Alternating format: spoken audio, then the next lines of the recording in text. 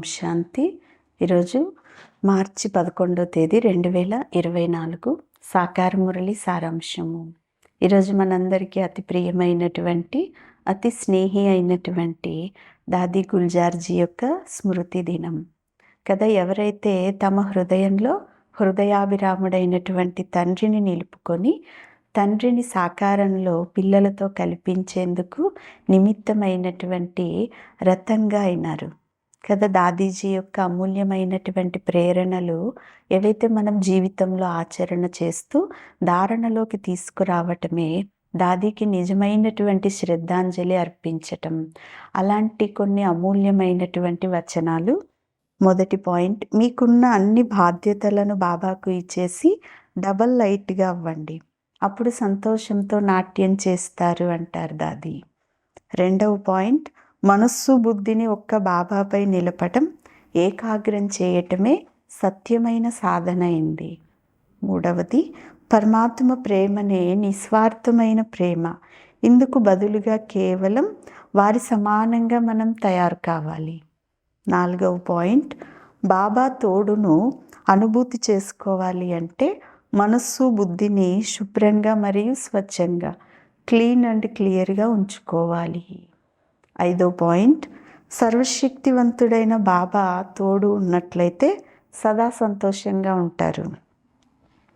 తికమక పడకండి, గాబరా పడకండి, నిరాశ చెందకండి.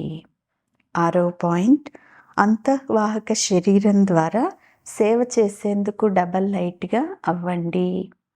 ఏడో పాయింట్, బాబాకు మీ మనస్సు యొక్క గతిని వినిపించండి, నయనాలలో నిలుపుకోండి, అప్పుడు ఎవ్వరి మీద ఆకర్షణ అనేది ఉండదు.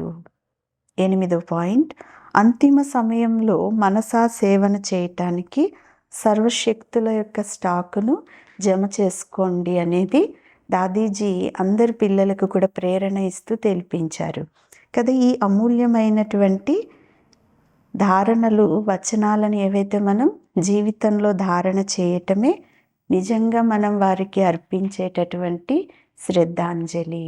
ఈరోజు మురళి యొక్క సారాంశము. మధురమైన పిల్లలు, తండ్రి మరియు పిల్లల యొక్క కర్మలలో ఏ తేడా అయితే ఉందో దానిని గుర్తించండి. బాబా పిల్లలైన మీతో ఆడుకోగలరు కానీ మీతో పాటు తినలేరు అంటారు బాబా. ప్రశ్న, సత్యమైన సాంగత్యం తీరాన్ని చేరుస్తుంది, కుసాంగత్యం ముంచేస్తుంది అని అంటారు. దీని భావార్థం ఏమిటి? సమాధానం, ఇప్పుడు మీరు సత్యమైన సాంగత్యం అనేది చేస్తారు, అనగా తండ్రితో బుద్ధి యోగాన్ని జోడిస్తారు. కావున మీరు తీరాన్ని చేరుకుంటారు. మళ్ళీ మెల్లమెల్లగా కుసాంగత్యంలోకి, అనగా దేహం యొక్క సాంగత్యంలోకి రావటంతో కిందికి దిగిపోతూ వస్తారు కదా. ఎందుకంటే సాంగత్యం యొక్క రంగు అనేది అంటుకుంటుంది. కావుననే సత్యమైన సాంగత్యం అనేది తీరాన్ని చేరుస్తుంది, కుసాంగత్యం ముంచేస్తుంది అని అంటారు. మీరు దేహ సహితంగా దేహం యొక్క సర్వ సంబంధాలను మరచి తండ్రి సాంగత్యం చేయండి, అనగా తండ్రిని స్మృతి చేయండి. దాని ద్వారా తండ్రి సమానంగా పావనంగా అయిపోతారు అంటారు బాబా.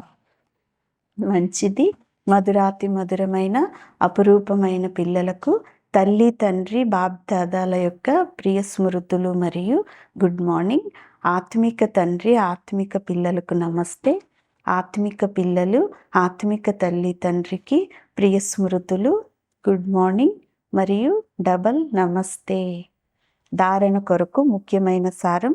మొదటి పాయింట్, ఒక్క తండ్రినే తోడుగా చేసుకొని మీతోటే కూర్చుంటాము, మీ నుండినే వింటాము, మీతోనే తింటాము అనేది అనుభవం చేసుకోవాలి. కుసాంగత్యాన్ని వదిలి సత్యమైన సాంగత్యంలో ఉండాలి. రెండవ పాయింట్, కర్మల లెక్కాచారాన్ని స్మృతి యాత్ర ద్వారా కర్మభోగం ద్వారా తీర్చుకొని సంపూర్ణ పావనంగా అవ్వాలి. సంగమ యుగంలో స్వయాన్ని పూర్తిగా బదిలీ చేసుకోవాలి.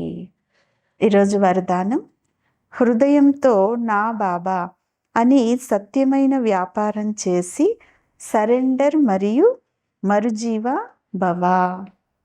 వరదానం యొక్క వివరణ, బ్రహ్మకుమారీలుగా మరియు కుమారులుగా అవ్వటము అనగా సరెండర్ అవ్వటం.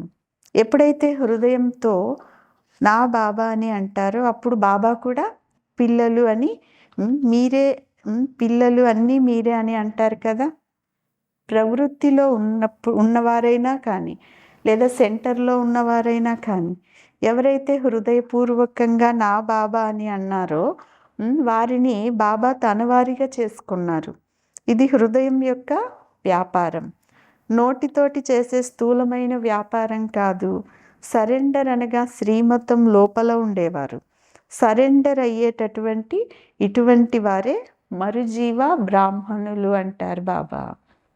స్లోగన్: ఒకవేళ నాది అనేటటువంటి మాట పైన ప్రేమ ఉన్నట్లయితే అనేక నాది అనేటటువంటి వాటిని ఒక్క నా బాబా అనే మాటలోకి ఇముడ్చుకోండి అంటున్నారు బాబా.